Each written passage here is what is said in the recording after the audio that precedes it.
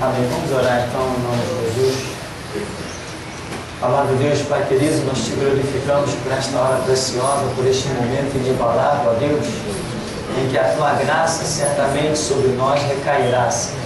Nós aqui viemos em busca, ó Deus, do melhor que um homem pode encontrar, que são os rios de águas vivas, que é a tua palavra.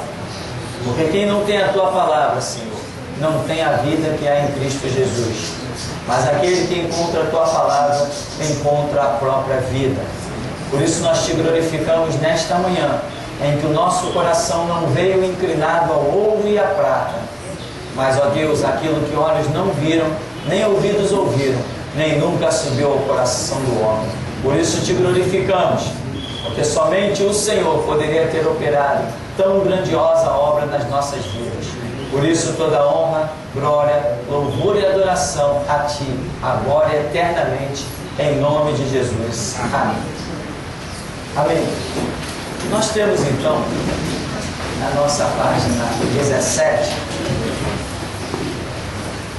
esse tema que queremos dar início, crescimento espiritual.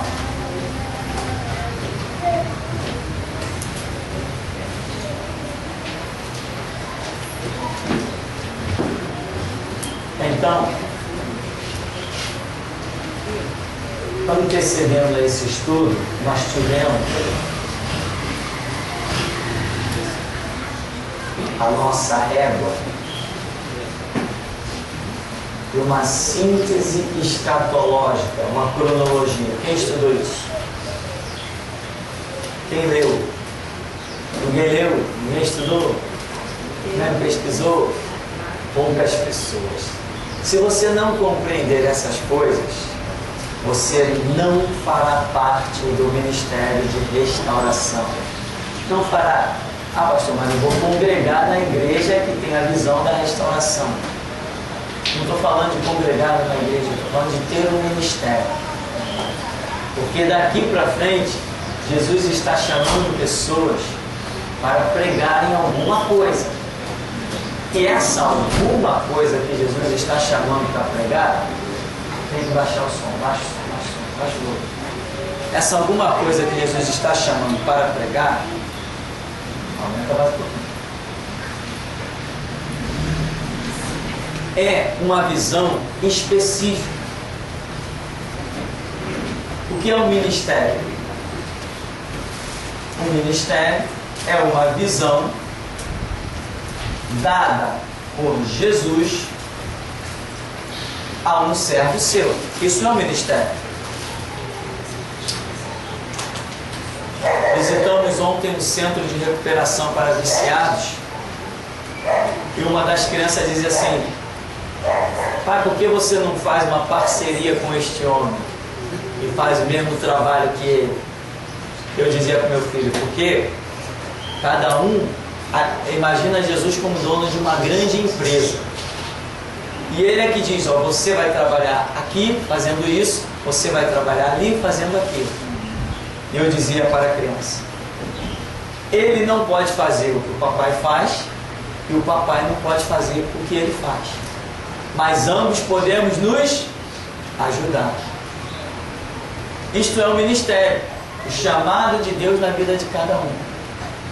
E eu quero dizer para você que se você não tem a visão correta daquilo que Jesus quer no exato momento, né? Momento em que a sociedade vai estar atravessando, então Jesus precisa de gente para pregar a mesma coisa o tempo todo? Não.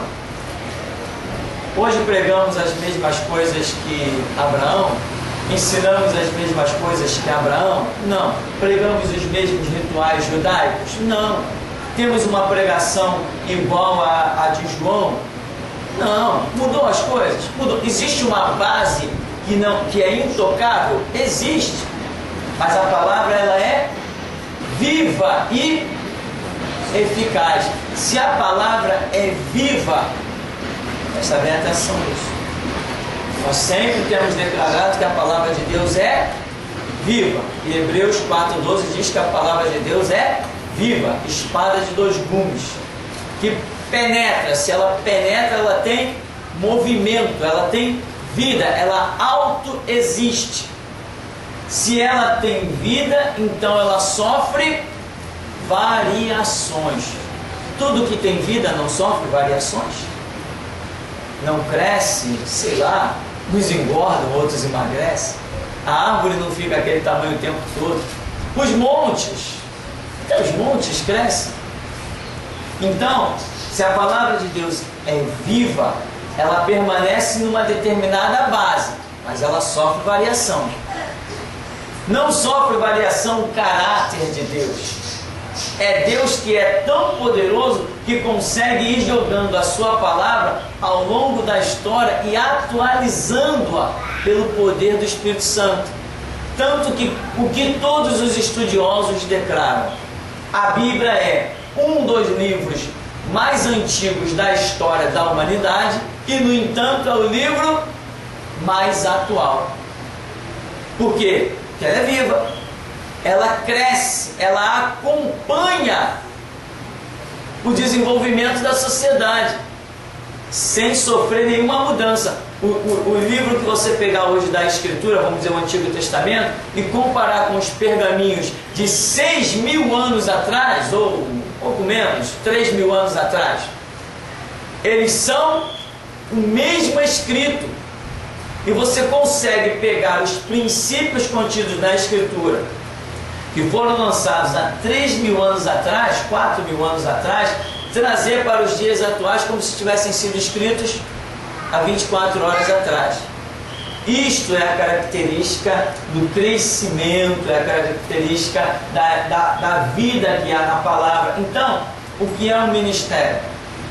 É o chamado que Deus, ainda que baseado na Escritura, vai trazer para a sua vida na atualidade.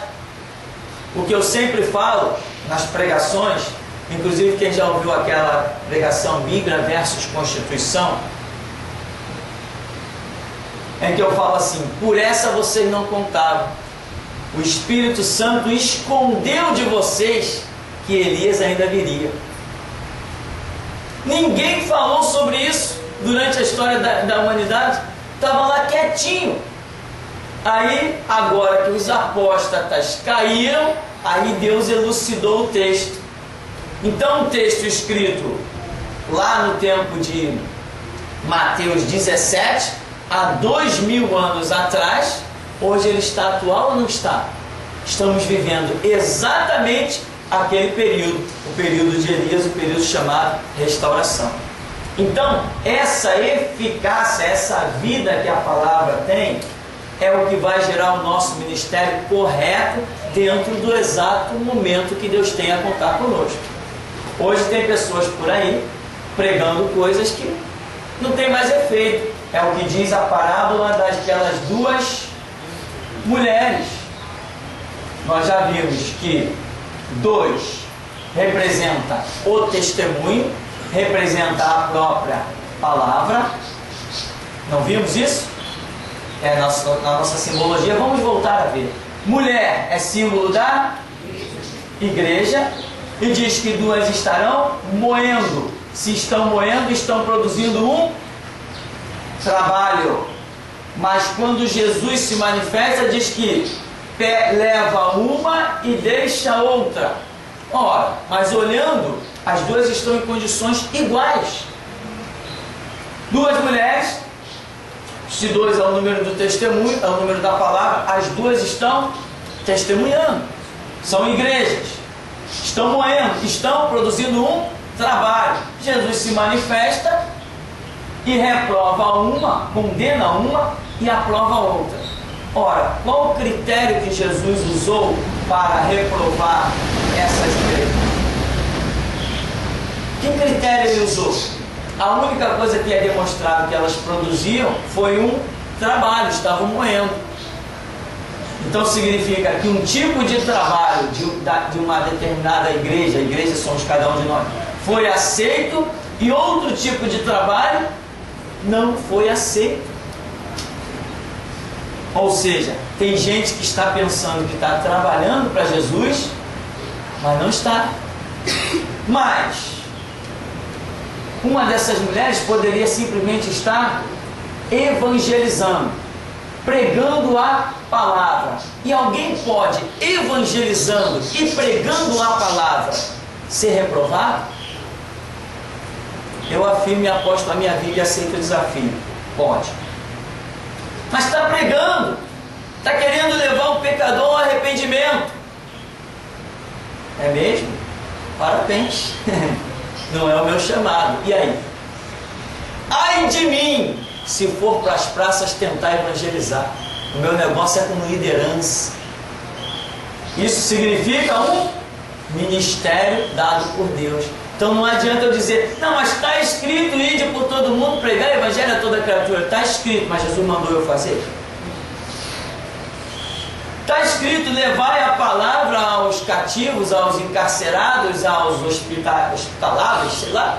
Está escrito. Tá, mas Jesus mandou eu fazer? Eu sei que está escrito. Está escrito um monte de coisa.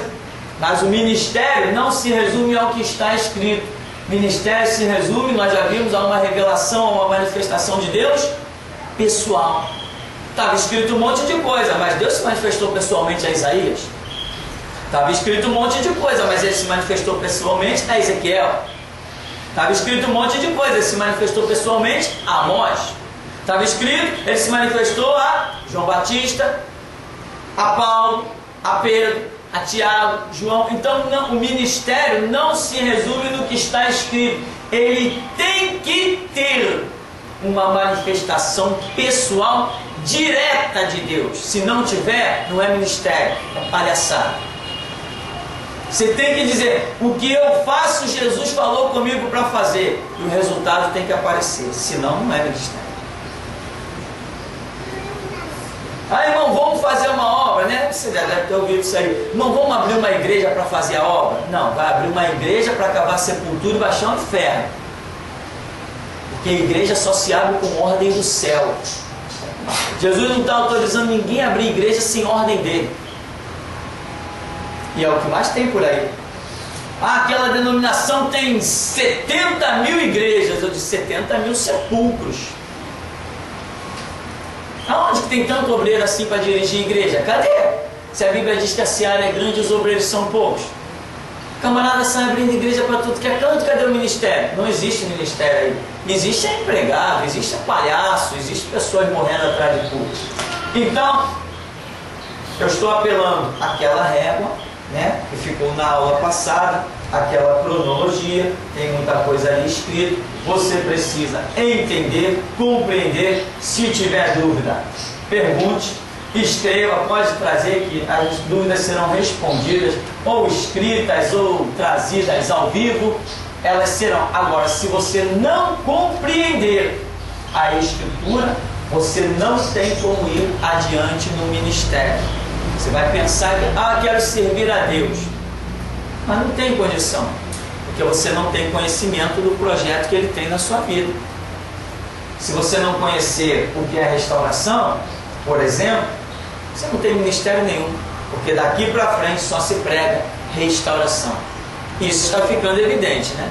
Está ficando mais do que nunca evidenciada essa situação. Daqui para frente só se prega restauração. E quem vai incomodar os falsos, os profanos, somos nós. Então quer dizer que Deus agora está levando o ministério na visão atual, né? Sem dúvida, né? Eu aceito o desafio dos anjos, dos arcanjos, dos querubins, dos serafins e até do diabo. Se não tiver a visão do ministério de restauração, não tem ministério nenhum. Eu piso em cima, zumbi e escarneço e desafio amanhã não ficar de pé. Só existe ministério daqui para frente de restauração. Se não pregar restauração, não tem ministério. Por quê? Porque nós entramos no tempo em que todo mundo vê, que é o tempo de quê? Da apostasia. Antes se entrava na igreja e você ouvia uma pregação. Hoje você entra na igreja, tu leva a caneta ungida, a palmilha ungida, não precisa mais ir na feira para você levar coisas para dentro de casa, não. Você vai nas igrejas, lá você pega o sal ungido, a açúcar ungida, daqui a pouco é o tomate, a batata, já tem fogueira santa do inferno, acabou a igreja. Então precisa de alguém que restaure a visão da igreja. Se não aparecesse alguém, não tem ministério. Pastor, referente a essas duas mulheres, claro que agora é a igreja pessoalmente, né? Você explicou. Mas eu tinha entendido que também se falava de sendo Israel e a própria igreja. Aquela que não fez a obra de Deus, tendo todo o ensinamento da palavra, e aquela que entrou na nova dispensação. Sim, mas o que acontece? Está se falando de uma manifestação de Jesus em um dado momento, em que ele vem julgar duas mulheres que estão produzindo alguma coisa. Israel está completamente estático.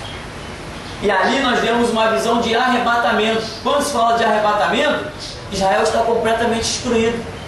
Então o assunto é somente igreja, porque Israel está completamente excluído da visão de arrebatamento. Não vai ter, como a gente costuma chamar, judaizante, né? Aquele que pratica o judaísmo, nenhum será arrebatado. Não estou dizendo não será salvo, isso é outra história. Mas arrebatamento é uma visão exclusiva para a igreja.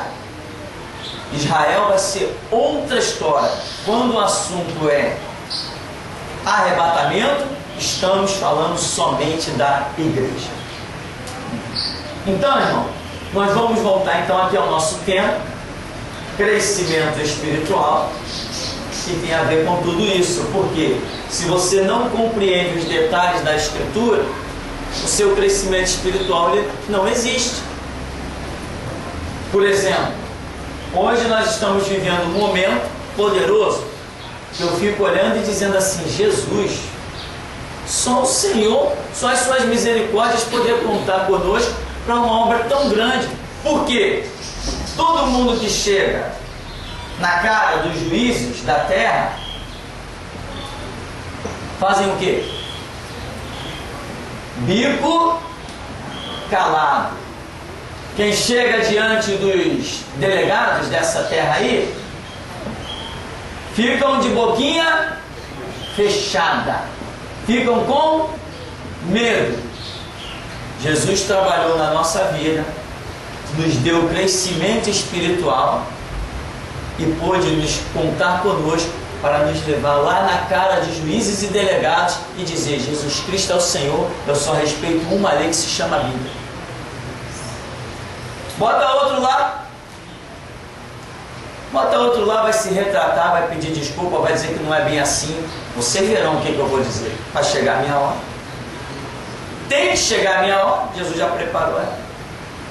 Eu não me curvo a delegado, a juiz. Se a juíza tentar me dar ordem, ela vai ouvir a seguinte frase: Meritíssima, me desculpe, mas minha mãe ficou em casa. Juro pela minha vida, se isso não vai ser dito, se ela tentar me dar ordem. Eu vou mostrar para ela que ela não me dá ordem. E ela é folgada, por isso que eu estou dizendo. Ela é folgada, mas por enquanto não chegou a minha hora de falar. Todo mundo está falando. Um foi lá, me acusou durante 30 minutos. Entrou o babalorixá, me acusou de mais de 30 minutos. Ah, posso falar? Não, sua hora vai chegar. Pô, tá bom. Eu espero, claro que eu espero. O dom da paciência é nosso. Eu espero. Na vossa paciência, possuir as vossas almas. Então, meu irmão, o crescimento espiritual na sua vida é o que vai te capacitar a realização da obra, ou melhor, Deus realizar através da sua vida a obra que Ele tem. Mas se o seu entendimento da Escritura não for bastante, não tem condição. Por exemplo, o advogado que nós colocamos, no caso, chegou lá no corredor do fórum e disse, os irmãos estão aí de testemunha, que ele falou: não, mas enquanto nós estamos vivendo nesse corpo, somos sujeitos à lei dos homens. Esse está cortado. Se ele não entender, porque o projeto de Deus dele somar nessa situação é para ele acordar. Se ele não entender que nós não estamos sujeitos à lei de homens, ele permanece morto no sepulcro dele. A igreja não se submete a homens. A igreja se submete a Jesus Cristo. E quem quer se submeter a homens, vai viver a sua vida. A igreja é para quem se submete a Jesus Cristo exclusivamente. Jesus deixou um estatuto para nós seguirmos. Ele falou: aquele que tem os meus mandamentos e os guarda, esse é o que me ama. Ele falou: lâmpada para os meus pés, luz para o meu caminho. É a palavra dele. Então, se ele tem um estatuto que nos deu, se ele fundou a sua igreja e ele disse que as portas do inferno não prevalecem contra a sua igreja, ele não vai agora aceitar que eu me submeta a outra lei, porque está escrito: não poderei servir a dois senhores. Ou eu sirvo a ele e obedeço às ordens dele, ou eu obedeço às ordens que vêm por um delegado confeccionado por faculdade. Ou não é isso que os delegados são? Ou eu obedeço um juiz confeccionado por faculdade. Ou não é isso que os juízes são? A lei que eu sirvo vem do alto e é regada com sangue, não com diploma de faculdade. Se tem alguém com língua afiada nessa terra, tem eu. Tem. Tem, porque Jesus fala: eu obedeço, eu já fiz um pacto com ele. Ele disse: Senhor, eu não sou nada, mas só quer contar comigo? Quero. Tá, então só me deixa ouvir a tua voz, o resto é comigo. Depois você descobre, meu irmão, que não existem prisões capazes de te deter. Você fica uma pessoa completamente transformada. Isso tudo faz parte de um crescimento espiritual, que vem através do conhecimento da palavra, né? Daqui é a revelação, vem a sua intimidade com Deus, como Jesus falou em Mateus 6,6, entra no teu quarto, fecha a porta. Jeremias 33,3, clama a mim, responder-te-ei, anunciar-te-ei coisas grandes e firmes que tu não sabe. Então esse contato, esse crescimento espiritual, ele é necessário para que o teu ministério aconteça. Sem conhecimento bíblico, vai mergulhar na praia, vai pegar onda, pegar jacaré, vai jogar ping-pong, vai jogar futebol. Entendeu, meu irmão? Sem conhecimento bíblico você não é igreja, você está se iludindo dentro da igreja. Você tem que conhecer Bíblia, tem que aprender a ouvir Deus, tem que receber talentos, ministérios, tem que deixar Deus te carregar, te impulsionar. E quem anda com Deus e conhece Deus não tem medo de nada. Deus é soberano. O que é alguém ser soberano? Ele estala o dedo, ó, e acontece. Não é isso que é ser soberano? Nós cantamos: nosso Deus soberano. Nós pregamos: nosso Deus é soberano. Eu tenho medo de que esse meu Deus é soberano? Ele quebra o arco, corta a lança, queima os carros no fogo e diz: aquietai e saber que sou Deus. Ele desbaratina o conselho das trevas, ele envia um anjo, solta Pedro da prisão, ele envia um anjo e mata 185 mil guerreiros. Não é assim que ele faz? Ele envia um espírito de loucura, coloca no exército inimigo. Meu Deus é soberano.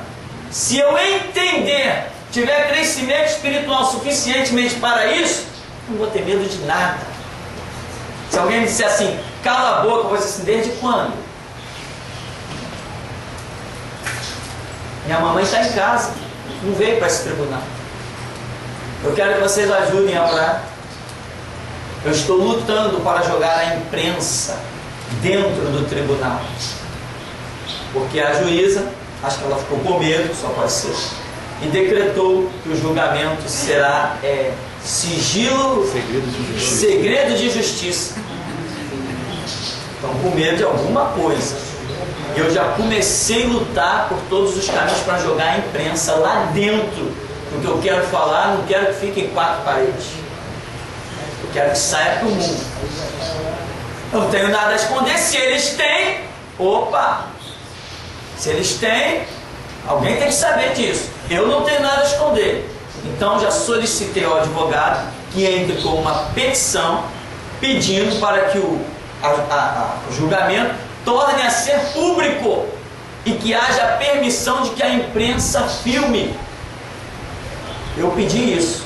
Se essa petição for negada, eu vou para a internet e jogo para o povo. Tem que ser público. A minha prisão foi espetáculo. A minha cara saiu em tudo que foi jornal. A imprensa mentiu a meu respeito. Eu encontrei várias pessoas conhecidas pela rua e disseram: poxa, tu invadiu aquele terreiro, né? Por que você fez isso? Por que as pessoas achavam que eu tinha invadido um terreiro e quebrado um monte de coisa? Porque a imprensa colocou textos que permitiam a eles interpretar dessa maneira. Quando eu cheguei na delegacia, já tinha uma cordilheira de repórter lá me esperando. Se a minha prisão foi pública, por que meu julgamento tem que ser sigiloso? Agora eu quero público. Eu quero público. Vou lutar com todas as minhas forças, todas as gotas do meu sangue. Aquele julgamento tem que ser público. Eu quero que o mundo ouça o que eu tenho a dizer. Irmão, não é brincadeira o que eu tenho a dizer. Não é brincadeira. Este planeta nunca mais será o mesmo depois do meu depoimento. Nunca mais será o mesmo. Nunca mais. Porque eu já recebi do alto, eu já sei o que vou falar. Nunca mais será o mesmo. Então, eu quero que vocês orem. Nós vamos conseguir meter a imprensa lá dentro. Seja pelo espírito ou por violência, mas que a imprensa tem que entrar naquela porta, tem que entrar. Não tenho nada a esconder. Estou desfrutando do mesmo banco que Elias Maluco, que Fernandinho Beiramar, que Marcinho VP, que o gordo do Comando Vermelho. Eu estou disputando o mesmo banco que os caras. Se o julgamento deles foi público, o meu também tem que ser. Eu não vim para esse mundo para brincar. Meu nome está quase mudando, estou só aguardando a ordem. Então, meu irmão, isso é crescimento espiritual. Você tem que crescer e entender o projeto de Deus na tua vida, como Paulo. Viver, morrer. Estou nem aí, viver ou morrer. Cristo vai ser glorificado? Vai então, meu irmão. Ou pela morte ou pela vida. O que importa é que ele seja glorificado. Isso é crescimento espiritual, é compreensão, é entendimento. Olha a vida de Paulo. Paulo foi um grande homem de Deus. Qual foi o final dele? Martírio? Só martírio não, né? Esse não foi o final dele. O final dele é lá, sentado à destra de Jesus. Lá que é o final dele. Pedro foi um grande homem de Deus. Ah, foi. Qual foi o final dele? Ah, crucificado de cabeça para baixo. Mentira, não é esse o final dele. O final dele está lá debaixo do altar. Ó. Senhor, até quando não julgas o nosso sangue dos que habitam sobre a terra? Posição rara. Então, meu irmão, a luta continua. Nós estamos aí com toda semana de clamor e oração, buscando, e eu só tenho orado e dito: Senhor, me dá a direção, me dá a palavra. Porque há um texto bíblico que diz: quando compareceres perante o tribunal dos homens, não vos preocupeis com o que haver de dizer, porque naquela mesma hora o Espírito do vosso Pai quem falará por vós. Se está dizendo que vamos comparecer perante o tribunal dos homens e o Espírito Santo vai falar, então a minha vida está no prumo da palavra. Eu estou perante o tribunal dos homens. Acusado de quê? Fumar maconha? Cheirar cocaína? Roubar? Furtar? A acusação é exclusiva. Intolerância religiosa contra a Umbanda. Ora, essa não é uma acusação contra mim, ela é contra você também. Ela é contra todos os evangélicos da nação, porque a Bíblia diz que o Filho de Deus se manifestou para desfazer as obras do diabo. E quem aqui não reconhece que as obras do diabo estão na Umbanda, na Quimbanda e na magia dele? Quem aqui não prega isso? Quem não prega isso não faz parte do reino de Deus. Então, irmãos, a nossa luta está aí. Isso é, se existir na sua vida um crescimento espiritual, quanto maior o seu crescimento espiritual, tanto mais estrondosa será a obra de Deus contigo. Se você tem um entendimentozinho muito mínimo das coisas de Deus, Deus usa você só um pouquinho. Mas Elias foi chamado de quê? Perturbador de Israel. Um homem perturbar uma nação. Quem era Elias? Um traficante, um vagabundo, um mentiroso, um pilantra? Não. Um homem só perturbou uma nação. Por quê? Por causa do crescimento espiritual dele. E o crescimento espiritual de Elias foi tão terrível que ele entra nas profecias e vai atravessando até João Batista. O tempo todo ele é mencionado, não a pessoa, mas o ministério ou crescimento espiritual. Porque só existe ministério se houver um crescimento espiritual. Aquele ladrão lá da cruz foi salvo, tá, só isso. Qual foi a obra com ele? Nenhuma, ele não teve crescimento espiritual nenhum. Há um galardão nos esperando, amém? Nós estamos de olho nele. Então aqui na nossa página 17 fala crescimento espiritual, que é tudo isso aí que nós temos dito, mais um pouquinho. A parte escrita, literal, mais didática, ela está aí na apostila. E a parte mais impactante e espiritual é o que o Espírito Santo dá a falar em cada aula, que é a parte que não está escrito aqui, que não me foi permitido colocar em papel. Eu tentei, eu redigitei essa apostila umas 3 vezes, mas tinha coisas que não conseguia passar da minha cabeça para o papel. No papel tem muita coisa, mas Deus quer trabalhar nesse ministério de forma diferente. Você vê que, quantos já estão aqui nesse seminário há 2, 3 anos? Quantos? Aí. Tem pessoas que estão até mais do que isso aí, muito mais. Então o que acontece? Mas você é testemunha de que todas as vezes que entramos num determinado tema que passou para os outros anos, a palavra é outra, em cima do mesmo tema. Esta é a eficácia da palavra, este é o mover do Espírito. Então existe um didático nessas apostilas, mas como vão mudando as dispensações, também a revelação vai sendo diferente sobre o próprio tema da apostila. Aqui diz, características do crescimento espiritual. É da vontade de Deus que cresçamos espiritualmente. É Deus quem nos dá o crescimento. Somos comparados a um edifício em construção. Tem aí as referências bíblicas, né? Deus manda que cresçamos em tudo aquilo que é de Jesus. Deus manda que peçamos e Ele dará, né? Assim só depende de nós fazermos a nossa parte, desejando, buscando. O limite para o nosso crescimento espiritual é atingir a estatura completa de Cristo. Ou seja, não há limite. Não há limite. Se a estatura é de Cristo, não há limite. Qual o conhecimento que Cristo tinha? Então não há limite, porque Ele tinha conhecimento de um Deus infinito. Quando se trata de um Deus infinito, não há limite para um crescimento espiritual. Tanto que a Bíblia seja a condenar certos, a Bíblia chega a declarar certos homens como homens indignos de viver sobre a terra, homens dos quais o mundo não era digno, porque cresceram a tal ponto no conhecimento de Deus. A Bíblia diz que Enoque andou com Deus e Deus o tomou para si. Entende, irmão? Só sai desse mundo mesmo para ir morar com Deus quem anda com Deus. Andar com Deus é lado a lado, ombro a ombro, intimidade, conhecimento. Agora, só uma coisa para não ficar confundida aqui, quando nós dizemos, né, tem várias referências, Coríntios, Efésios, etc. Ele diz assim, é Deus quem nos dá o crescimento. Não se iluda achando que você vai ficar de Deus me dá crescimento espiritual, cruza os braços, vai para a esquina, sei lá o que, e achar que vai crescer espiritualmente. Não. A Bíblia diz sim, é Deus quem nos dá o crescimento espiritual no seguinte sentido: Ele nos permite crescer como? Pela revelação, né? Pelas experiências e por uma série de fatores que acontecem dia a dia na nossa vida quando andamos com Deus. Então, o crescimento espiritual é Deus quem dá, porque pelo traçado, pela estrada que Ele determina para que tenhamos crescimento espiritual. Se Deus não traçasse uma estrada de coisas espirituais, nós não teríamos esse crescimento. Então, em suma, é Ele quem dá, porque é Ele que montou a estrutura para crescermos na graça e no conhecimento de Cristo Jesus. Então nós resumimos dizendo, é Ele quem dá o crescimento, mas não dá para ninguém de braços cruzados.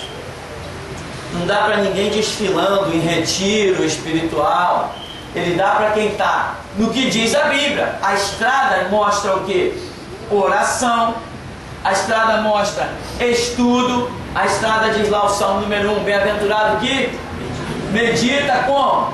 dia e noite. É uma coisa intensa, ininterrupta. A Bíblia diz: crescei na graça e no conhecimento. Diz que a nossa obra tem que ser sempre firme e constante, sempre abundante. Crescimento espiritual não é para quem diz: eu não tenho tempo para a Bíblia. Se você não tem tempo para a Bíblia, Deus não tem tempo para você. Você está desprezando o melhor que Ele tem. Então, essa frase não pode ser mal entendida, né? Como aquela: Deus é o autor e consumador da fé. Ah, então, irmão, eu tenho a fé que Deus separou para mim. Não, você tem a fé que você buscou e alcançou. Se você buscou com negligência, você alcançou uma fé desprezível. Mas se você buscou com afinco, empenho, aí você tem uma fé mais expressiva. Paulo diz: cada um anda segundo a fé que o quê? Que alcançou, não que recebeu de Deus.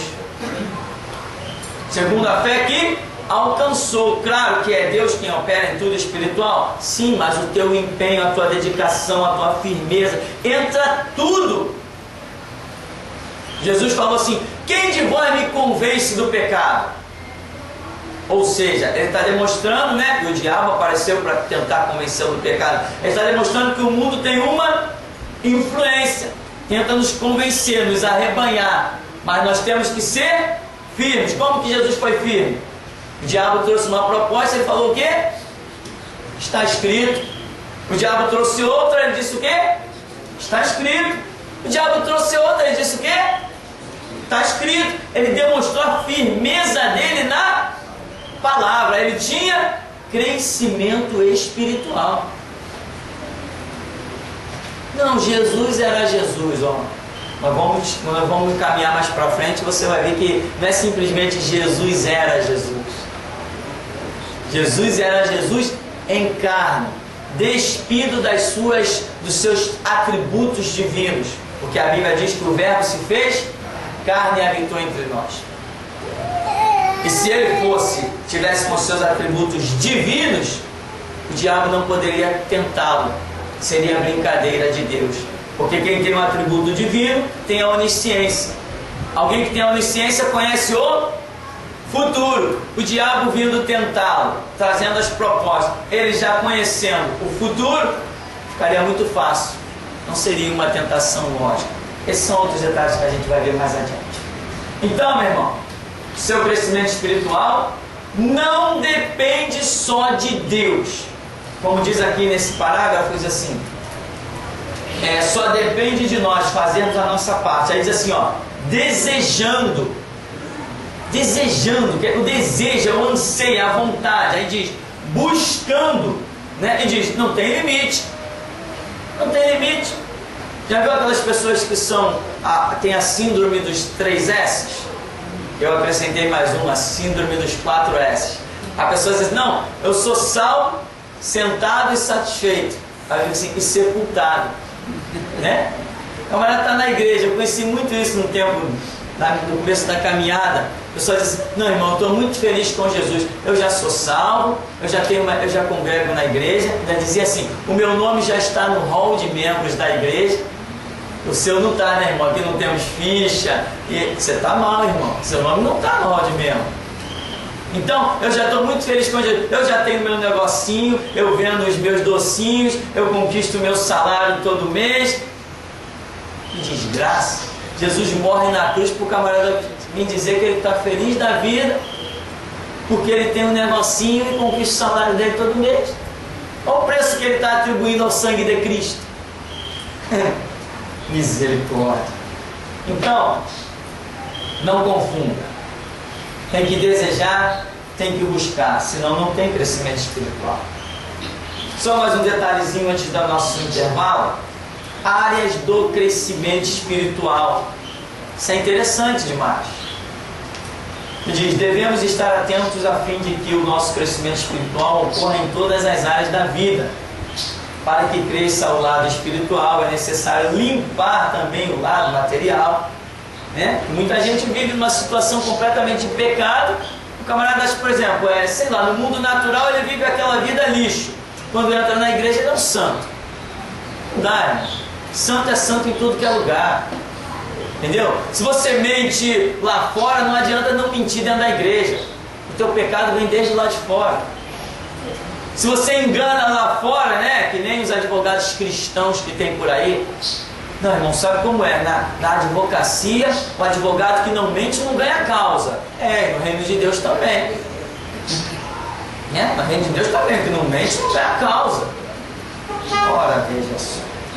Não pode, meu irmão. Se você vai entrar para uma profissão que você tem que mentir, que não vai jogar com a verdade, você não tem Deus, você não tem o auxílio do Espírito Santo. Não vale a pena viver sem o auxílio do Espírito Santo. Se você vai entrar para uma profissão que você sabe que vai ter que mentir, não entra, procura outra. Aí, resultado aqui. Aí ele dá um monte de exemplo, não falar palavras torpes, não enganar ninguém, não mentir, ser fiel na vida matrimonial, manter para com os vizinhos, seus familiares, em seu trabalho, a mesma conduta que tem na igreja. É interessante isso aqui, né? Manter, aonde você convive, você tem que manter a mesma conduta que tem na igreja. Muita gente cai aí, irmão, cai feio, sabe por quê? O camarada dentro da igreja diz assim: não, o espiritismo é do diabo. Não, o catolicismo é do diabo. A Bíblia diz: não farás imagem de escultura. Quando ele bota o pé dentro do trabalho dele, não, aqui eu não sou crente, aqui eu sou um funcionário. Aí ele não fala nada. Ele é amigo de todo mundo. Jesus ficou lá fora, lá de fora da porta do trabalho dele. O que você diz dentro da igreja, meu irmão, tem que ser dito lá fora. Jesus falou assim: aquilo que eu vos digo ao pé do ouvido, apregoai aos telhados. O que você aprende na intimidade com Jesus não é para morrer no túmulo aí dentro de você, não. É para ser apregoado aos quatro cantos da terra. Mas tem gente que não, eu não posso contrariar o meu patrão, mas pode contrariar o teu Deus. Não vou, poxa, o camarada é meu amigo há 500 anos, né? Desde que Cabral chegou no Brasil, ele é meu amigo. Então, eu não posso contrariar o meu amigo, mas eu posso contrariar o Espírito Santo, que está ali, fala, quer resgatar aquela alma. Às vezes, em uma palavra vai resgatar uma alma, mas o camarada é um covarde, não resgata ninguém. E a Bíblia diz que aquele que ganha a alma, sábio é. Mas a Bíblia diz que o temor a Deus é o princípio da sabedoria. Então tem gente que não teme a Deus. Bom, aí tem outros detalhes, né? Então, áreas do crescimento espiritual, só para nós termos um intervalozinho, falar um pouquinho sobre isso. A nossa vida, ela é um complexo. Dentro deste complexo existe o lado espiritual, existe o lado sentimental. Mais diretamente vamos falar alma, né? E espírito. No espírito nosso entra realmente a razão. Na nossa alma entra o quê? A emoção. E a nossa vida espiritual, o mundo que nós vivemos, ele não é uma coisa simples. Ele é uma coisa muito complicada. Se você não tem uma vida muito séria com Deus, sabe o que acontece? Você fica perdido em um labirinto. Porque a nossa vida, ela é dividida e subdividida em várias situações. Cada dia você se depara com uma situação diferente no seu viver, cada dia uma atitude. Então, se você não tiver um profundo entrelaçamento com a Escritura, um crescimento espiritual, você perde o prumo das suas próprias atitudes. Entra na sua vida o medo, entra a dúvida, entra, será que isso vai dar certo? Entra, poxa, mas e se eu perder esse amigo? Eu preciso daquela pessoa. Meu irmão, o crente precisa de Jesus. Esse medo de dizer, não, eu dependo de fulano. Não, isso não é verdade. Servo de Deus depende de Deus. Deus honra a sua palavra e ele disse: digno é o meu obreiro do seu salário. Você tem que aprender. Então, isso faz parte de quê? De um crescimento espiritual. Se não existir um determinado nível de crescimento espiritual, o medo persiste na sua vida, a dúvida, o achar que depende de um braço da carne. Meu irmão, se um te bater a porta, pode esperar que lá na frente tem outros abrindo.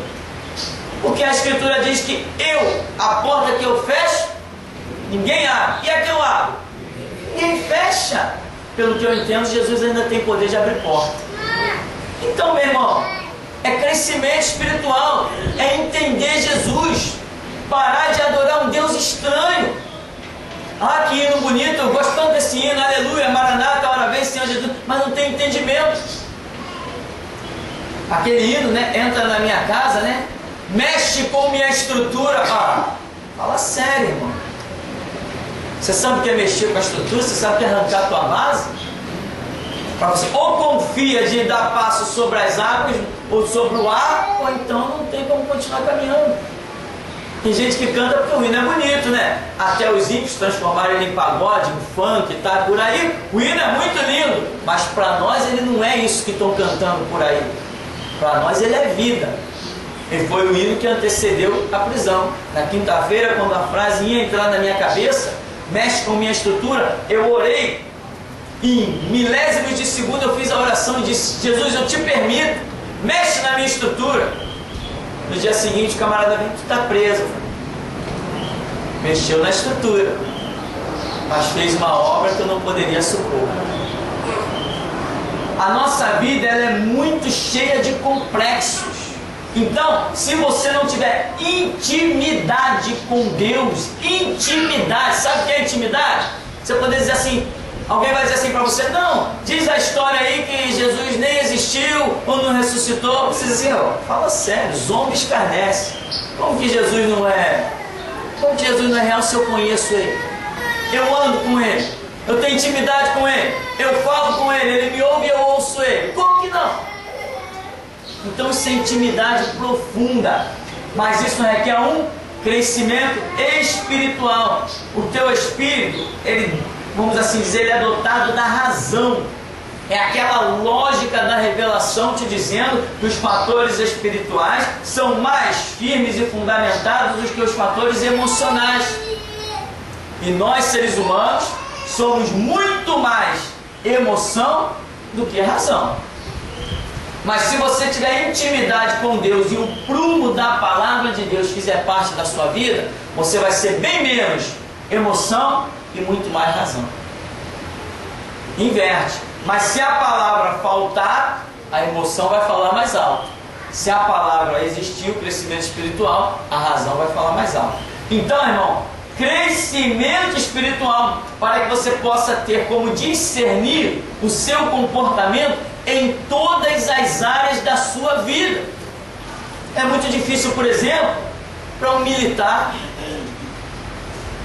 Tem uma batalha pela frente.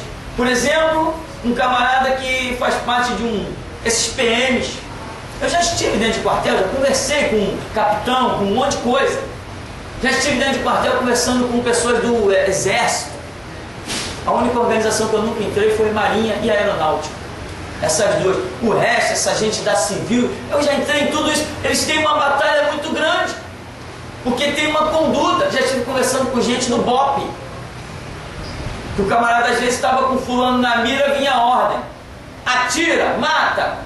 Ele diz assim, não sei a expressão que usa lá, tipo, tô dando baixa. Ele sai do lugar, entra outro e atira no camarada.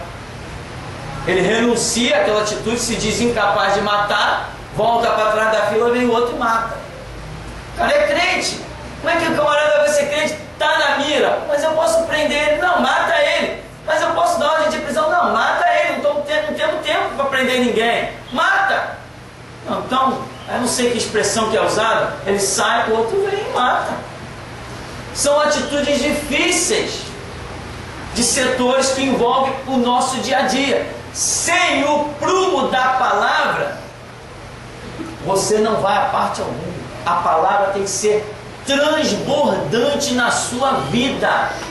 Porque, por exemplo, imagina, como eu conheci um caso de um rapaz do BOP, aquele que usa caveira, né, o BOP, que teve os colegas todos, capitão, sei lá, o chefe, todo mundo, agora, atira. E ele vê de um lado Jesus e do outro todo mundo. Agora ele decide. Jesus está dizendo, não atira. E todo mundo, vai rapaz, atira, acaba logo com isso. Então, se a palavra não entra suficientemente, ele atira. Ah, estou na minha função. Estou na minha função? Sacerdote não foi chamado para matar. Sacerdote foi chamado para dar a vida. Complicado. Então, a palavra tem que ser transbordante. Senão você não vai ter crescimento espiritual e qualquer situação que surgir na sua vida, você vai ficar perdido num labirinto. O que nos dá, como a de lâmpada para os nossos pés e luz para o nosso caminho, é a palavra. Tem que ser transbordante. Mas pastor, eu não tenho tempo de ler Bíblia. Sai do banco, deixa ele vazio que vai entrar outro que tenha tempo. Amém? Vamos parar e daqui a pouquinho a gente dá a volta.